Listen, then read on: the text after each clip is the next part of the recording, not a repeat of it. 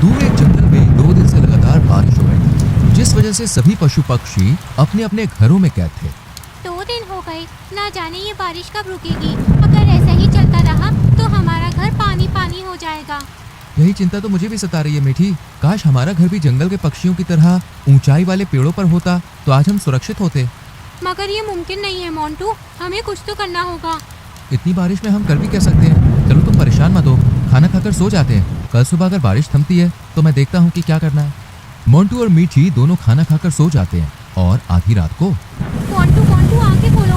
मोंटू देखो, हमारे घर में पानी घुस आया है। अरे नहीं, जिसका डर था वही हुआ। अब इससे पहले कि हम इसी पानी में डूबकर मर जाएं, चलो जल्दी से बाहर निकलो। मोंटू और मीठी दोनों अपने घर से पोटली में जरूरी सामान लेकर बाहर निकल आते हैं। अब हम क्या करेंगे मोंटू, कहाँ जाएंगे? हम तो इस जंगल में कुछ दिन पहले ही आए हैं, कोई हमें जानता भी नहीं, तो किससे मदद मांगे? पर मीठी, हमारे साथियों की बस्ती यहाँ से दूर है और बारिश में हम वहाँ नहीं जा सकते, इसलिए हमें यहीं किसी से मदद मांगनी होगी। आओ। मोंटू पक्षियों से मदद मांगने का फैसला करता है। पीलू, ओ पीलू, कोई है क्या घर में? अरे बाहर आओ, मुझे मदद चाहिए।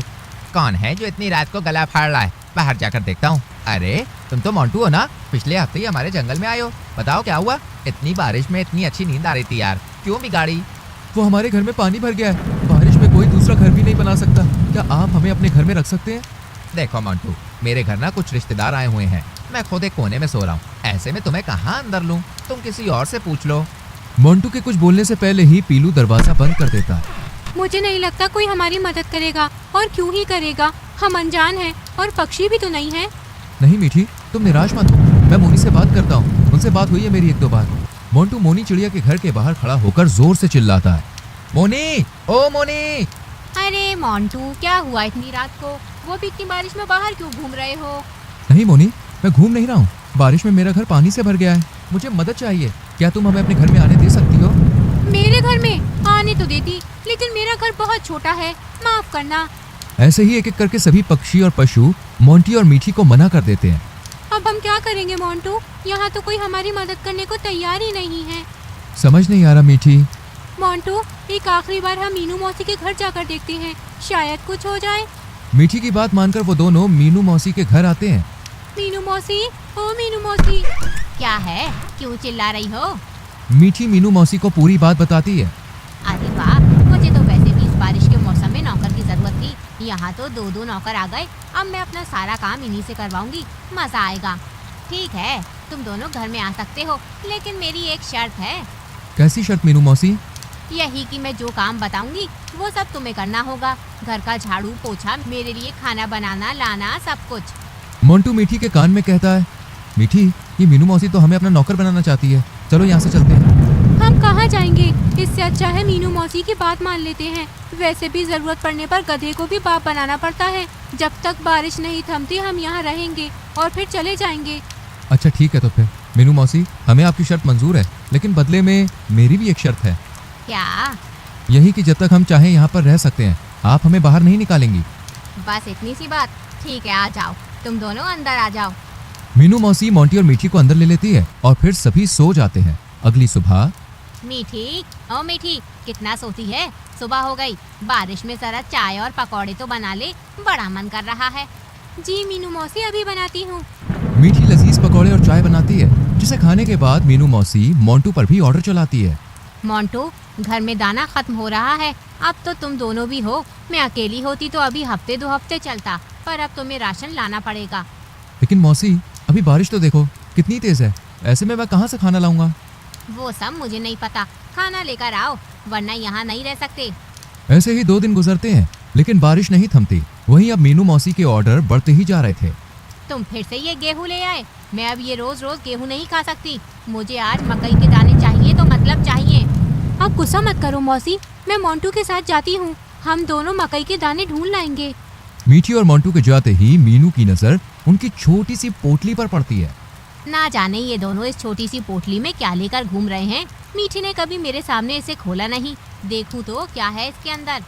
मीनू जब उस पोटली को खोलती है तो उसमें मीठी के कीमती जेवर थे। आहा, ये तो काफी महंगे लगते हैं, मुझ पर तो बहुत अच्छे लगेंगे। और वो मीठी की बच्ची मुझे दिखाई भी नहीं। आने दो, आज दोनों को घर से बाहर कर दूंगी और ये जेवर अपने पास रख लूंगी। मीठी और मोंटू देर शाम को घर लौटते हैं। मीनू मौसी, देखो हम आपके लिए मकई के दाने ले आए। अब आप आराम से इन्हें खाकर अपना पेट भर लीजिए। हे भगवान, ये सड़े गले मकई के दाने खिलाकर मुझे मारना चाहते हो तुम दोनों, ताकि ये घर हड़प सको, पर मैं ऐसा नहीं होने दूंगी। नहीं मीनू मौसी, ऐसी कोई बात नहीं है, हमारा कोई ऐसा इरादा नहीं था। मैं सब समझती हूँ, तुम दोनों की चाल है ना ये।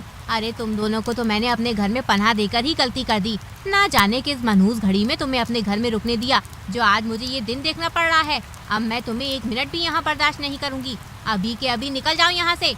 ठीक है मौसी, हम जा रहे हैं, लेकिन हमारी पोटली तो दे दो। आहा, देखो तो जरा, इतने दिन से यहाँ खा रहे हो, रह रहे हो, उसकी भरपाई कौन करेगा? अब जाते हो या बुलाऊं महाराज को? 2 मिनट में तुम्हारा हिसाब कर देंगे। इस तरह मीनू मौसी उन्हें धक्के मारकर घर से बाहर निकाल देती है और वो बेचारे एक जगह खड़े होकर रोने लगते हैं। मुझे माफ कर दो मीठी, तुम्हारे जेवर भी मौसी ने ले लिए, वो तुम्हारे पिताजी ने दिए थे।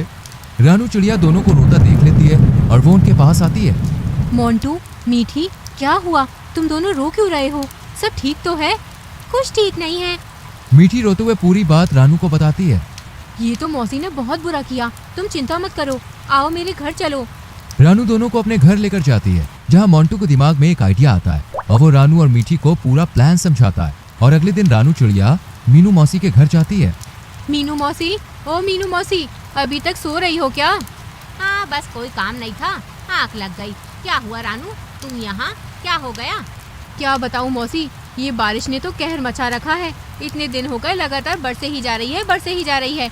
सुना है 2 दिन और रहेगी, पर मेरा घर टपकने लगा है। अगर मैं वहाँ रही तो जरूर जान से चली जाऊंगी। क्या मैं तुम्हारे घर में रह सकती हूँ? सिर्फ 2 दिन के लिए। मीनू मौसी रानू को अंदर आने देती है। अच्छा हुआ मौसी जो तुमने मुझे अपने घर में जगह दे दी, वरना मेरा हाल भी वो मोंटू और मीठी की तरह होता। भगवान उनके जैसी हालत किसी की ना करे। क्यों भला, ऐसा क्या हुआ उनके साथ? कुछ मत पूछो मौसी, बेचारे कितनी उम्मीद लेकर हमारे जंगल में आए थे, पर होनी को कौन टाल सकता है। सुना है उनका घर पानी में बह गया, जिस वजह से बेचारों को बारिश में रहना पड़ा और ज्यादा भीगने की वजह से दोनों मारे गए। पक्षियों का तो ये भी कहना है कि उनके पास कोई जेवरात वगैरह थे और अब उनकी आत्मा अपने सामान को ढूंढ रही है। क्या? सामान? जेवरात? मर गए? अरे मौसी, तुम क्यों घबराती हो? तुम तो ठीक से जानती भी नहीं थी उनको। चिंता मत करो और चैन से सो जाओ। मुझे भी नींद आ रही है तो मैं भी सो जाती हूँ। रानू तो सो जाती है, लेकिन मीनू मौसी की डर के मारे हालत खराब हो रही थी। अगर सच में उन दोनों का भूत यहाँ आ गया तो? नहीं, मैं भी क्या सोच रही हूँ, डर के मारे गला सूख रहा है, पानी पीकर सोने की कोशिश करती हूँ। मीनू जैसे ही पानी पीने के लिए उठती है, सामने मीठी और मोंटू का डरावना चेहरा देखकर डर जाती है। मोंटू, मीठी, तुम दोनों मुझे माफ कर दो, मुझसे बहुत बड़ी गलती हो गई। माफ कर दो, आगे से कभी किसी के साथ ऐसा नहीं करूँगी।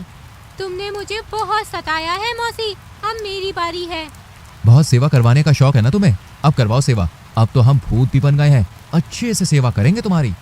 नहीं, मुझे कोई सेवा नहीं करवानी। ये रहे तुम्हारे जेवर, मैं जा रही हूँ, बचाओ।